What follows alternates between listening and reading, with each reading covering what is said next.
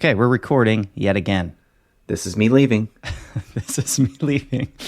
Okay, so we'll do the support the show, and I think we should mention the new name for this one. You're goddamn right. Because we're gonna come in hot next episode. All right, coming all over the place, all over the firing place. loads. All right, I'm gonna come in.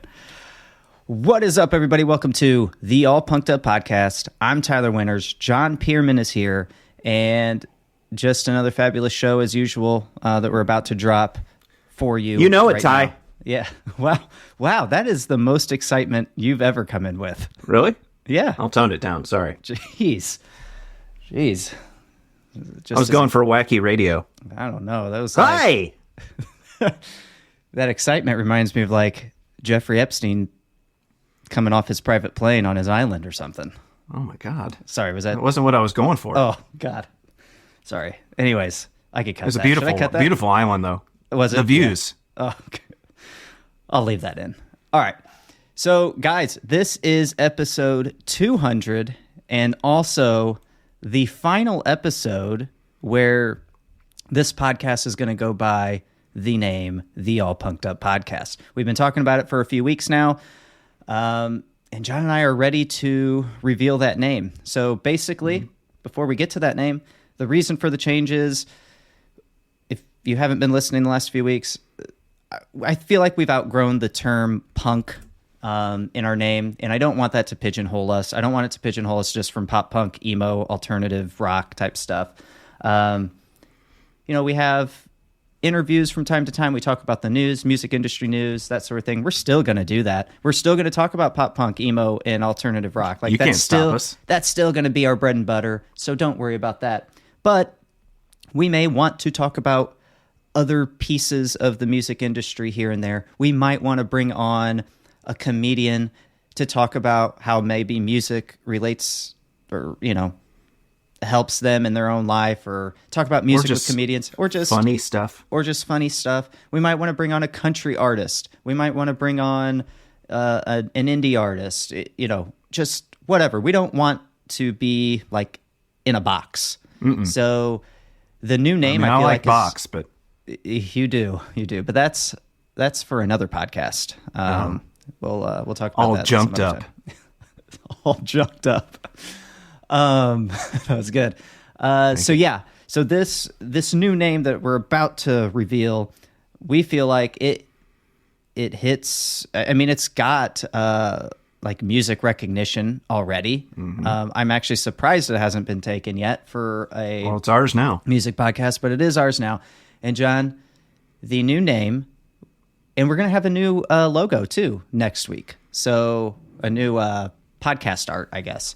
I haven't approved that, but that's fine. So for episode 201, the new era of this podcast that is currently the All Punked Up Podcast is going to be going by the name of Unplugged with Tyler Winters and John Pierman. So Unplugged, it just makes sense. Definitely. I don't know how everybody's going to hear us if we're unplugged. Yeah, I know. We still have to work through that. We'll figure that part out. We're pretty smart guys. Some sort of wireless. I feel like we could talk about the music industry. We could talk about artists in general, whether that's music artists, comedians, any type of artist. We also want to talk to fans of the scene. We've been talking about that for a few months about doing that. I've got a list of people that I just need to schedule. So it's all just going to make sense.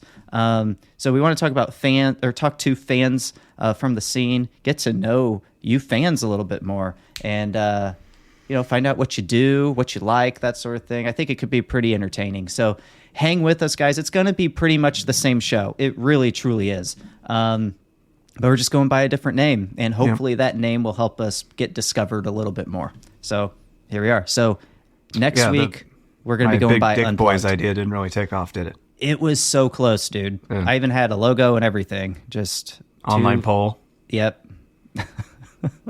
What kind of poll? You know it. Okay. Anyways, John, I guess we could go ahead and get into the show. But first, guys, with the new name change coming up, you could still support the show the same way. For as little as $3 a month, you can help support us week after week. Well, I guess it would be month after month.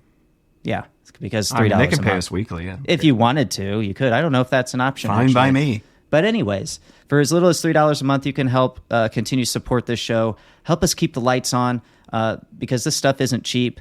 There's a lot of thought and energy and time that goes into this, and any little bit helps. It truly does. And if you can't support us, monetarily, that's absolutely fine. We totally get it. You can also send us your help. Children. You could send us your children because we need help editing this podcast, coming up with show ideas, that sort of thing. Coffee. I mean, they could be coffee runners for us. Let us put your children to work. Yes. So you could either do that, or you can really help by just sharing this podcast, sharing this episode, letting your friends know about this podcast, rating and reviewing us on Apple Podcasts or Spotify with 5-star reviews. 5-star reviews go a long way, and it just lets other people know who are looking for a podcast like ours that this is the one to listen to. So yeah, I think that's it. So John, this week we have some things we want to talk about. Green Day just released their brand new album, and Green Day is one of our favorite bands, I'd say, both of our favorite bands. And I know we have conflicting thoughts on this album because we were texting this weekend. So we will get to that. We're going to be talking about, there's an end of an era when it comes to Best Buy, John. There was a few reunions announced last week. I want to do a follow-up on the Smashing Pumpkins. They were accepting applications for their new guitar player. So we'll do a little follow-up on that. Also some news about Machine Gun Kelly and his new guitar, which is just strange, and I want your thoughts on that. And then probably some of the biggest news that came about this week, and I didn't really see too much about it, but there was a mention of it. Moose Blood. Moose Blood has returned to the scene after a hiatus following some inappropriate behavior allegations from 2018. So it's been 5 years, which I can't believe it's already been that long. But Moose Blood was such a strong band in 2018, maybe 2014 to 2018, very, very popular amongst in the scene. So they're definitely worth talking about. So it sounds like they're back, and we've got some news that other publications haven't talked about yet. So stay tuned for that. So John, let's go ahead and dig in here. So let's start with Green Day's new album, Saviors. It came out on January 19th. John, Recent. I was talking to Tommy, our friend from grade school and high school, also supporter of the show. Thank you, Tommy. We love you.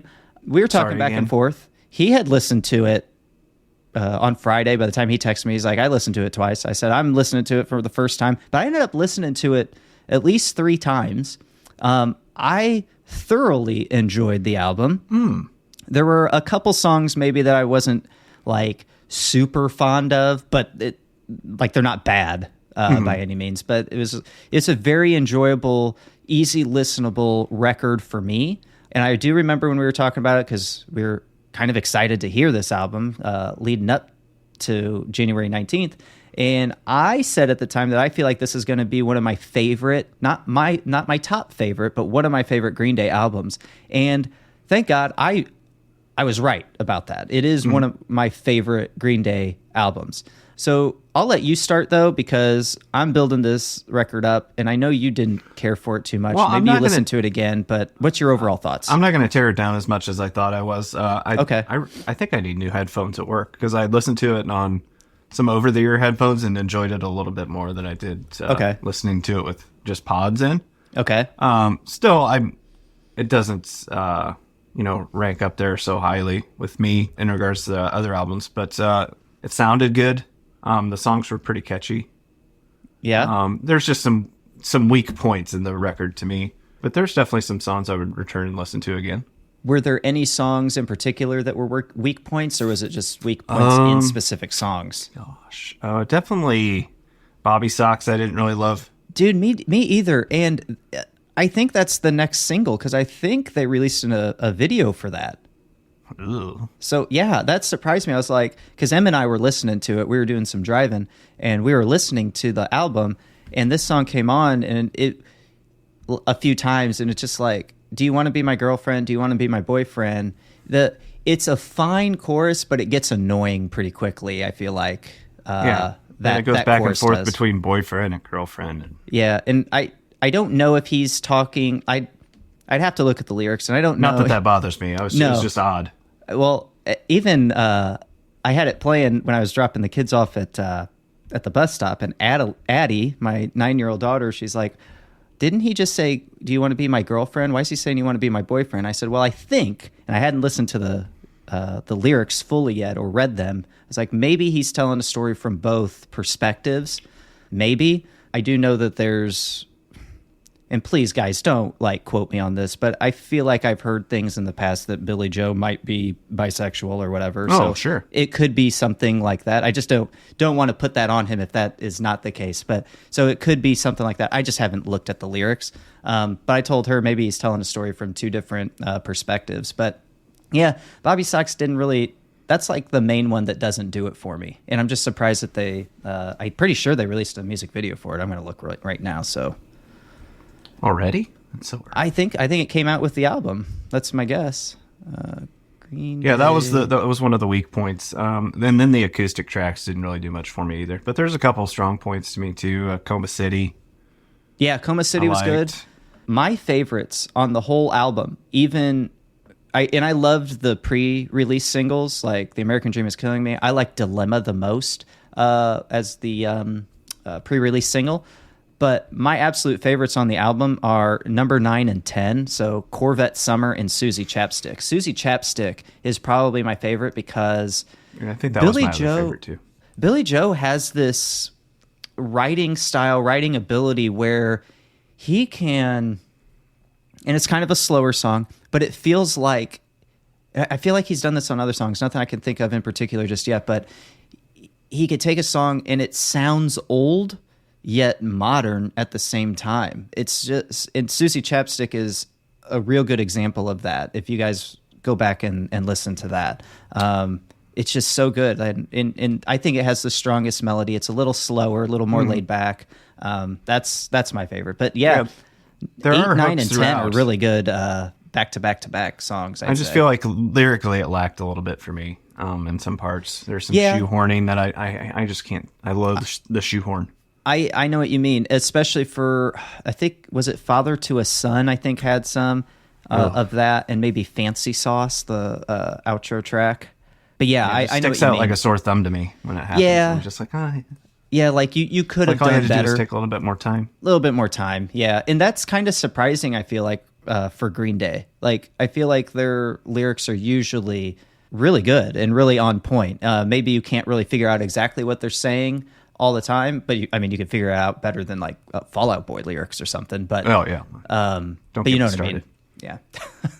But overall, man, to me, this album ranks high in the catalog. I don't think I'd put it before Dookie, American Idiot, or Nimrod.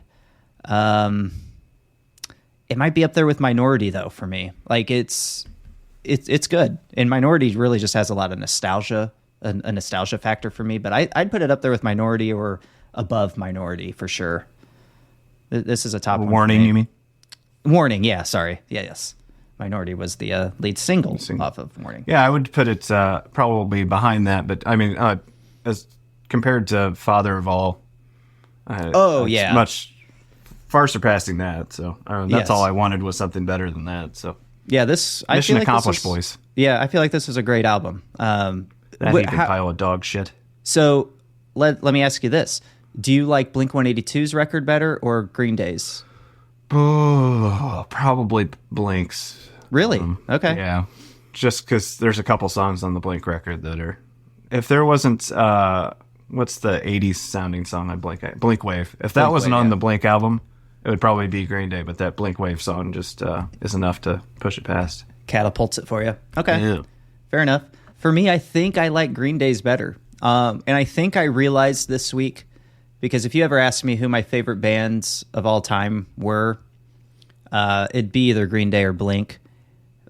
This week, I feel like I've decided that it's got to be Green Day. There's just so much more feeling in the songs. And that's not to take away from anything Blink's done. Like, they're up there. They're the ones that they're one of the ones that got me interested in music, like playing music and really into music and that sort of thing. So they definitely have a soft spot in my heart. Yeah, but I think Green Day for me is like so good. With both records, there's a little bit of phoning it in parts. Yeah, me. Like it's just not 100% like effort. Yeah. You think? And do you think it's mainly the lyrics on both sides though? Yeah. I think so.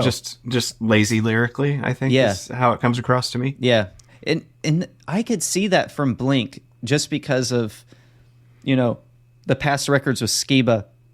Like they took that approach of first thought, best thought.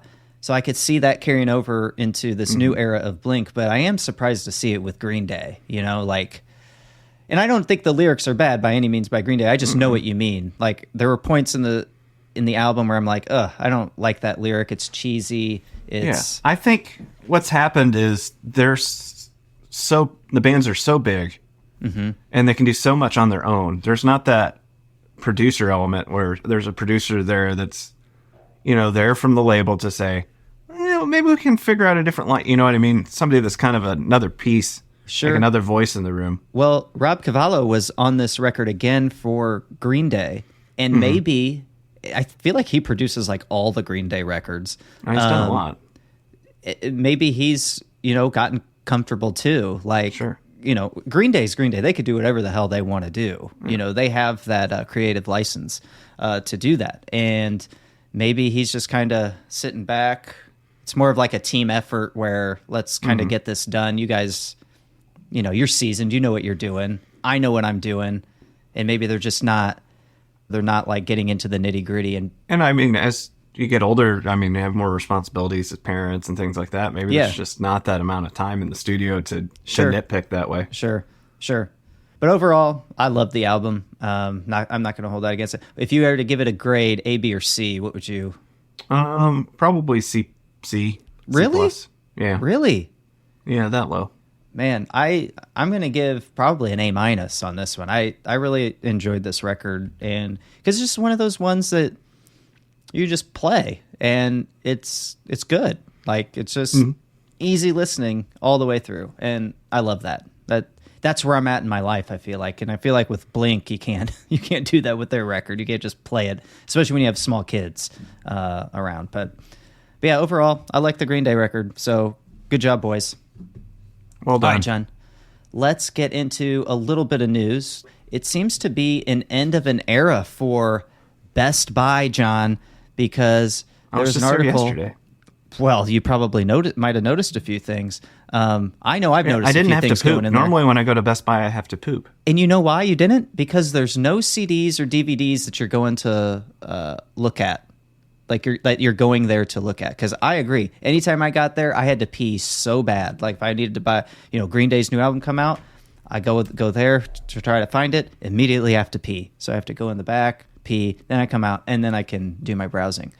But I do say it's an end of an era for Best Buy because there was an article this week that says, from Consequence of Sound, that says Best Buy seizes DVD and Blu-ray sales in 2024.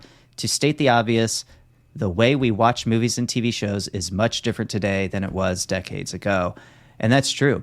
So let's see. So Consequence writes, as first reported by the Digital Bits and later confirmed by Best Buy, the sales strategy is in response to the shifting tides in media consumption. It goes on to say, to state the obvious, the way we watch movies and TV shows is much different today than it was decades ago, Best Buy shared in a statement to the Associated Press. Making this change gives us more space and opportunity to bring customers new and innovative tech for them to explore, discover, and enjoy. USA Today reports that Best Buy continued their sale of DVDs through the 2023 holiday season, but will terminate DVD sales in early 2024. And it should be noted, too, that this is going to be, they're going to stop selling CDs, which I think they've already done, but they're going to stop selling CDs and DVDs even online. They're going to stop selling them online. So not only are they removing them from the store, but they're removing them from online sales as well. So when was the last time you bought a CD? An actual CD, dude, that's a good question. I wonder which one it was. I mean, it would have had to have been when we were like in high school. That's and nuts. I wonder which one it was. I remember, so for some reason, Hot Hot Heat comes to mind. Okay. And I feel like we were at Lincoln Land during that time. So I feel like I bought that. The treadmill videos? Or that was OK Go? That was OK Go. Yeah, it's somebody else. I feel like I bet the Hot Hot Heat album. I wonder what album that was. Because one of our friends had it. And I was like, this song's, whatever song it was good. And yeah, for not factoring in used CDs, it's been a long time since I bought like a brand new CD. I think it must have been Elevator, because I remember it being white and red and black. And that was 2005. So that would have taken us into our college years. So I think that's the one. I don't say and by Kings that time of Leon or something for me, maybe. Really?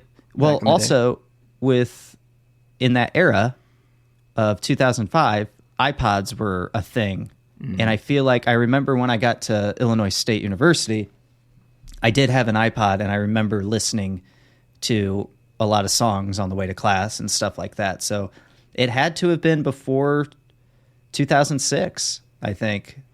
So Hot Hot Heat might have been my last record. That's crazy. What was and you think Kings of Leon or something was probably. yours? Yeah. That's nuts. Something Sundown, whatever that one, the follow-up to their big one. I think I bought that CD. Gotcha. The last one. But yeah, It man. was pretty much all vinyl from then on. It's just crazy to think, though, like how much things are changing. Like we can't go to Best Buy anymore to get our CDs. No, they still have vinyl, though. Yeah, they'll still do vinyl, I'm guessing. That's nuts. Because vinyl's Who a would've thought? hot item. I know, right?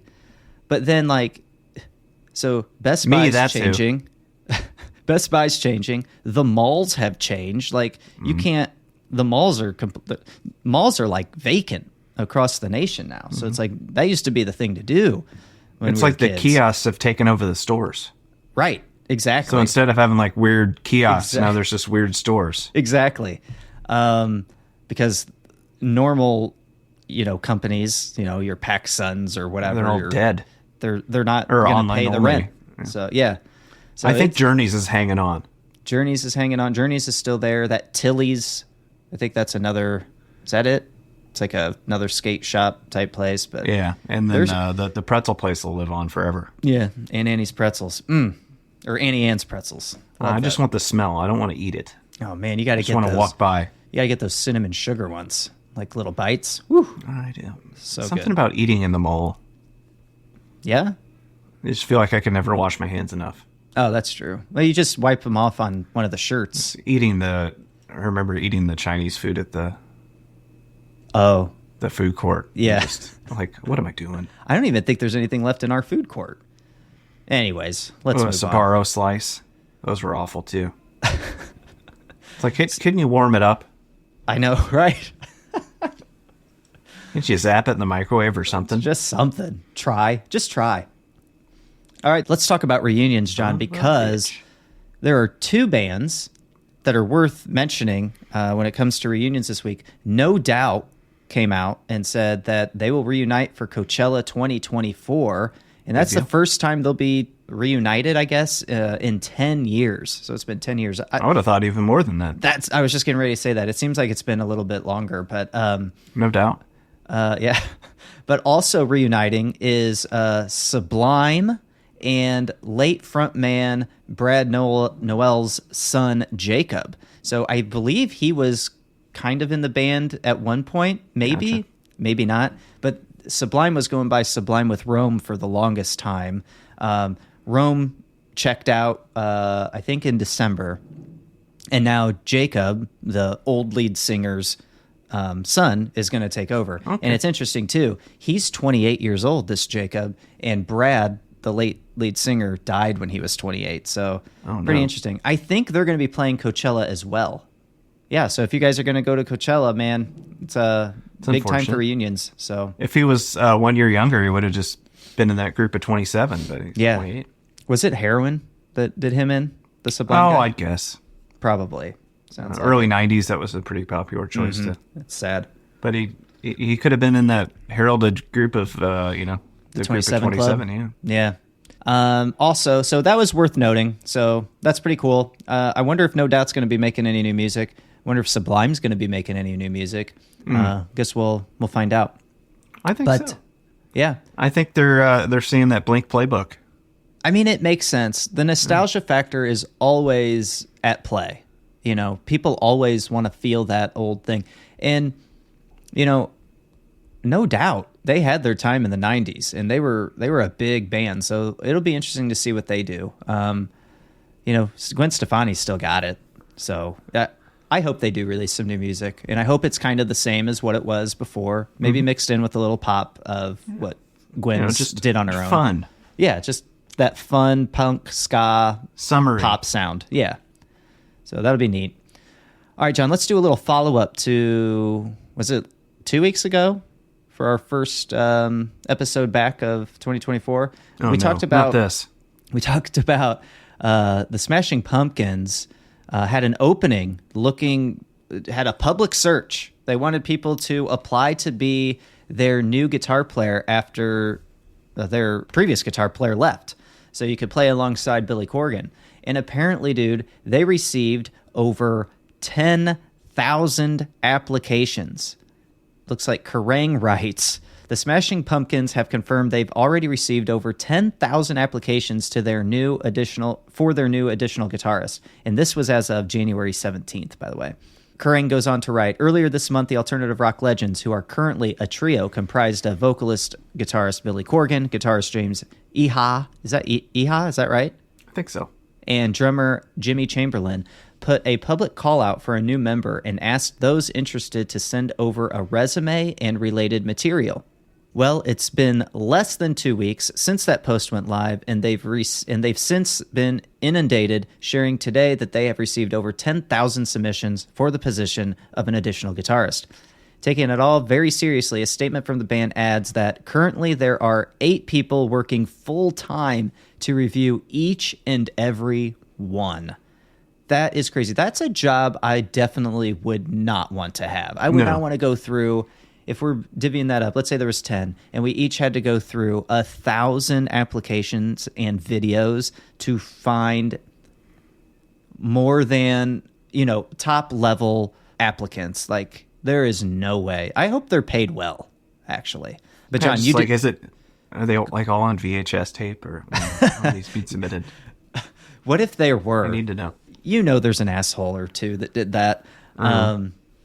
But yeah, man, that's a lot. Like purposefully grainy, like in a dingy basement. Yeah, right. But it'll be interesting to see what comes of this. I wonder what they're going to do. Like, are they going to have is there going to be like a top 10? Like, I almost feel like there needs to be like a reality show when they find like the top 10, top 20 contestants. And there needs to be like a YouTube show or something. I think that'd be sweet. And Billy Corgan's the host. Maybe along with, who else would be a good host? Ryan Seacrest. And we just, and maybe it's fan voting. Maybe we do something like that. I hope Billy's listening, because that sounds like something he'd probably be interested in doing. But, yeah, Billy. But yeah, I just wonder how they're going to narrow this down. That just sounds like so many people. And like, what if they miss, they overlook somebody too, that might be the right fit. Like, that's just a lot of applications. There's just a lot. We'll see what happens there. I can't imagine watching 1,000 of anything. No, I know. Well, I mean, I can think of some things I'd watch 1,000 of. Well, that's noodling, washed up guitarists. No. And that's the thing. That's the thing too. Is there a specific look you're going for too? Are you going straight for talent? Like, what are you doing here? Like, do you want somebody, like, again, not trying to shame or, body shame or anything like that, but what are you looking for? What are you looking for? I'm a known body shamer on this show. But those people have to be on camera too, because they gotta, you gotta know who you're hiring. So I don't know. I guess. We'll see. We will see. I'm sure. I wonder how long it's going to take. Hopefully we know something by like spring or early summer or something. I wonder. It's going to take 5 years. Because it looks like they're going on tour in June. They're going to tour the UK with Weezer in June. It looks like just like a week though. So they'll probably want to have the new guitarist by then. So we'll see. And I wonder if it's going to be have their passport. I wonder if this is going to be a permanent It's going to be a factor. Is it a permanent band member or is it just a touring guitarist? You know? Yeah, is he going to be, throwing his 2 cents in? Yeah. I mean, you probably don't want that unless they're like good. It's probably going to be a touring guitarist. That's my guess. And then if they like them enough, hang out enough, sure, then maybe ease them into. What if he just takes over the processes? Yeah, that'd be insane. And just Billy's left out in the cold. Billy would never let that happen. There's no way. Billy.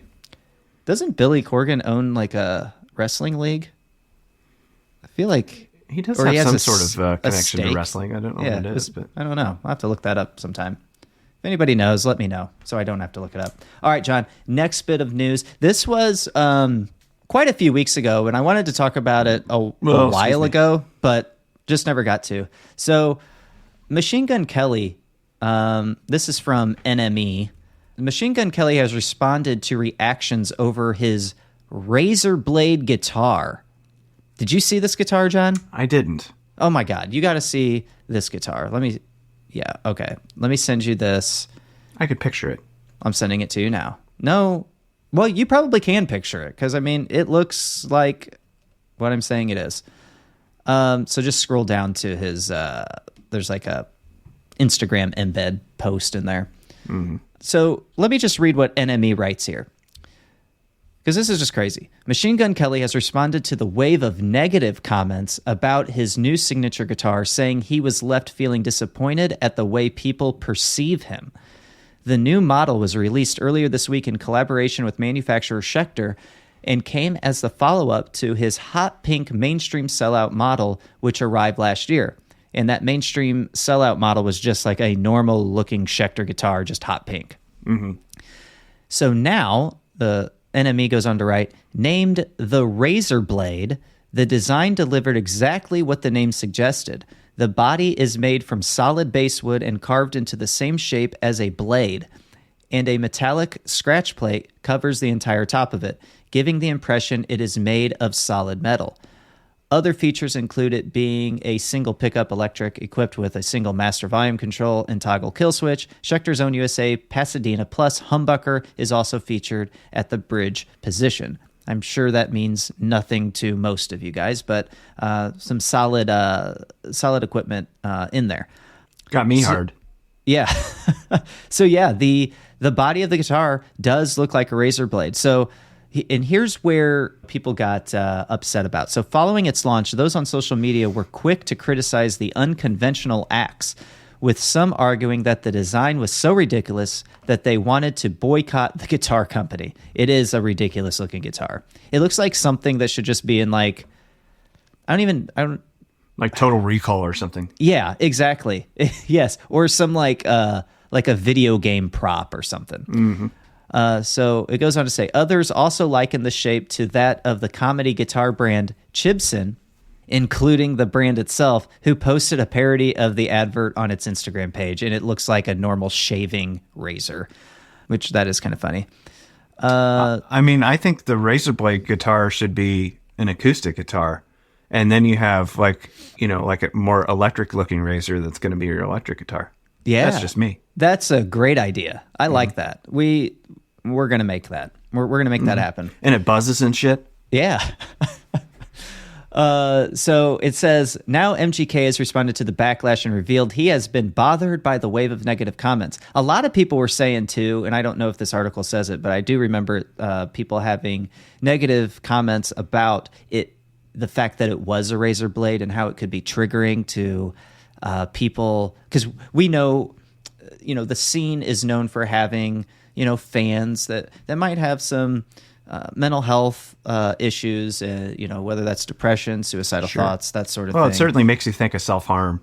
It does, yes, the razor exactly. blade imagery. Exactly. So people said that the axe was kind of triggering in that aspect. So he has responded to that, and he says, I'll never explain my art because true art is conversational and always up for interpretation.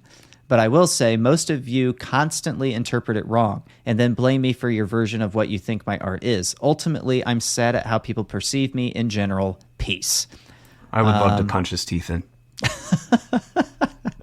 So there you go. So, I mean, Just punch him right the fuck in. I can see, and I don't know. I see where people are coming from. The guitar itself is really ugly. It does look like a razor blade, so I mean they succeeded in that, but it's like, ew. It's why would you want to play guitar like that? It's weird. It's almost as weird as the V-shaped guitars that you see like metal heads play. That's just me though. Never been a fan of those. So there you go. Worth noting. I'm curious to know what you guys think. So reach out on socials. I mean, are people offended when they call it an axe? People get murdered with axes. Yeah, I do think too. Like, I understand where some people.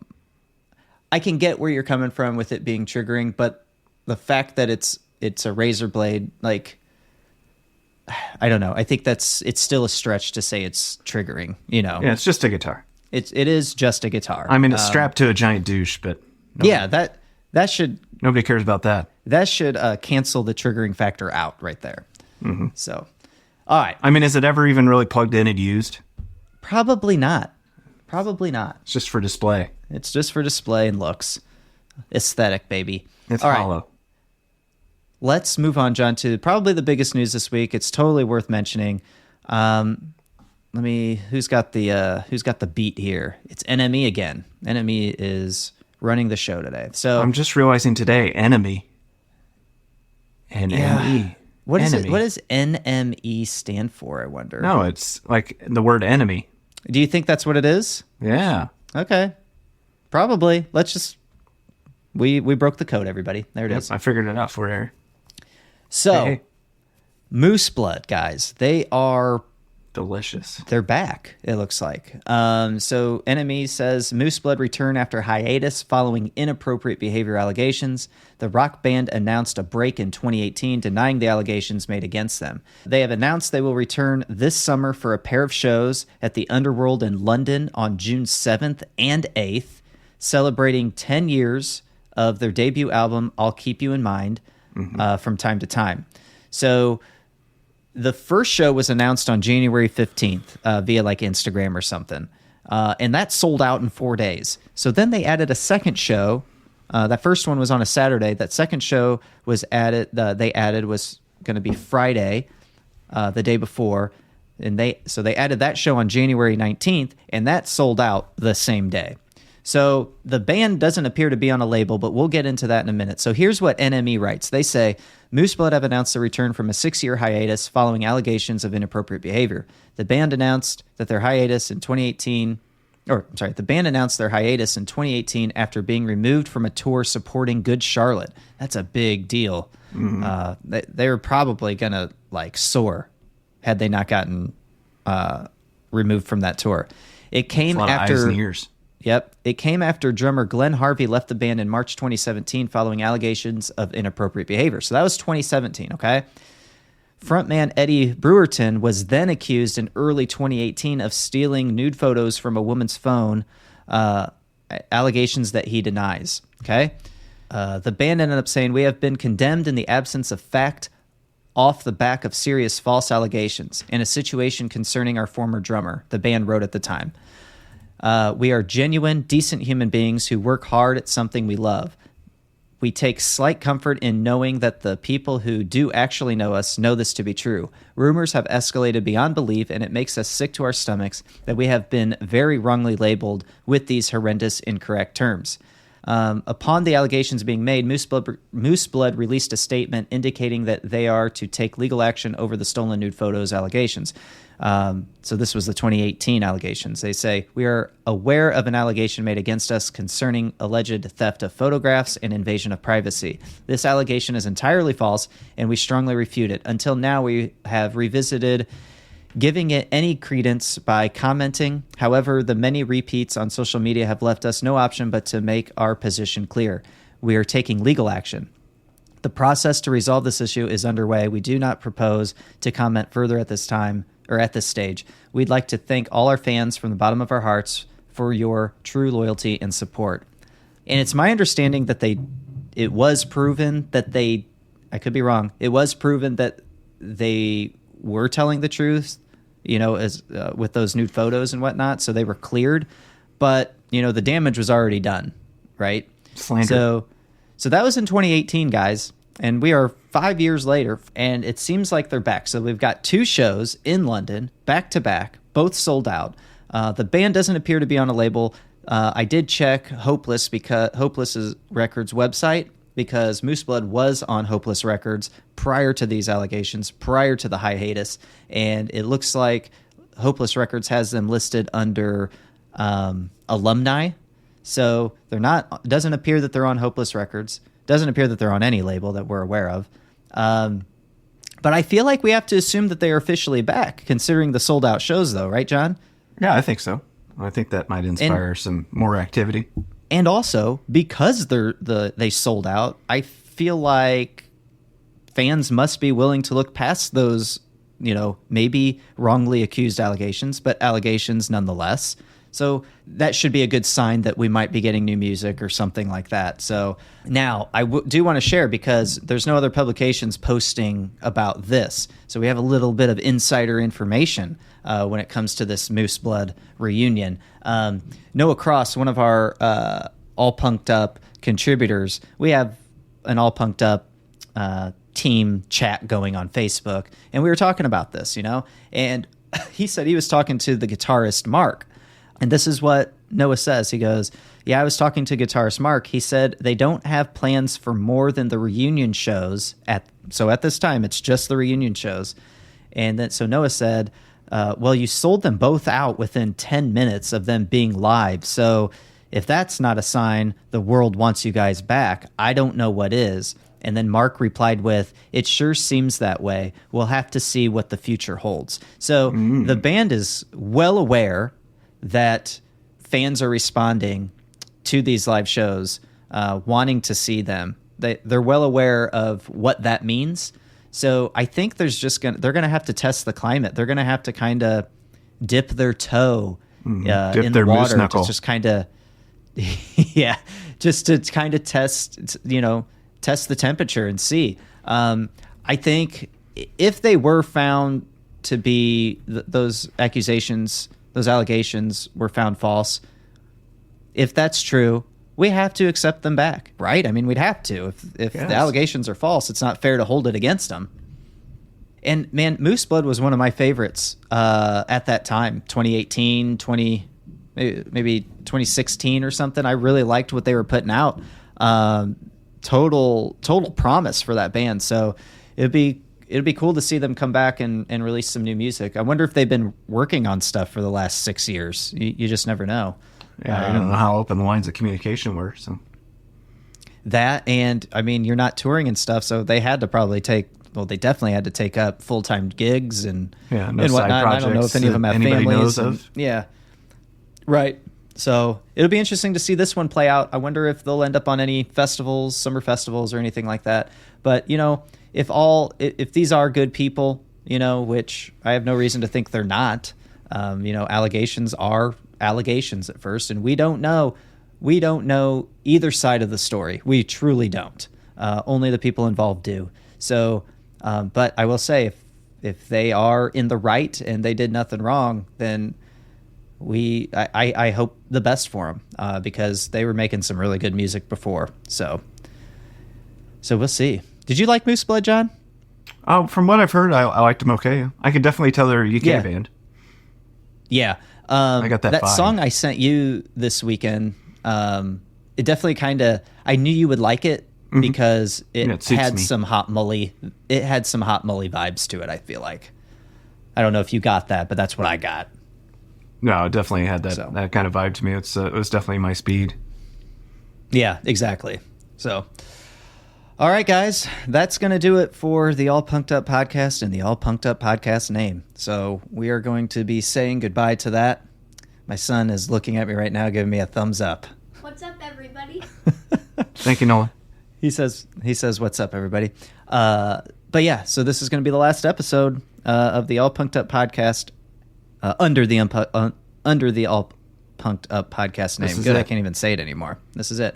So when we come back next week for episode 201, the new era of the podcast starts. We're going to go by Unplugged. You'll see different podcast art and all that good stuff. So hang with us, It's going to be the same show.